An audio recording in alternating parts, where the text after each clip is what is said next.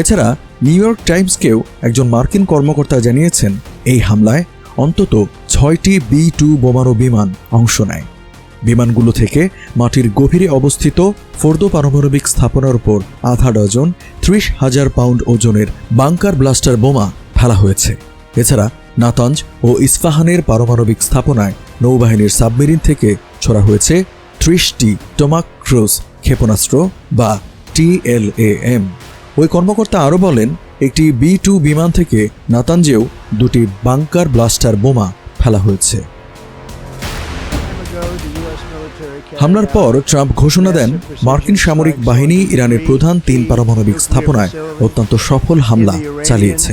তেহরানের পারমাণবিক কর্মসূচির সবচেয়ে গুরুত্বপূর্ণ স্থাপনা ফোর্দো ধ্বংস হয়ে গেছে। ওই স্থাপনায় 2টি প্রবেশ পথ ও একটি ভেন্টিলেশন শ্যাফট ছিল।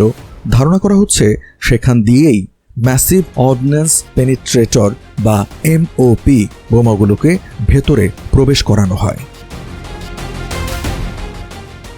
এর আগে নিউ ইয়র্ক টাইমস সহ বিভিন্ন সংবাদ মাধ্যম জানায়, যুক্তরাষ্ট্র প্রশান্ত মহাসাগরীয় অঞ্চলের দিকে অন্তত 2 থেকে 4টি B-2 স্টেলথ বোমারু বিমান মোতায়েন করেছে।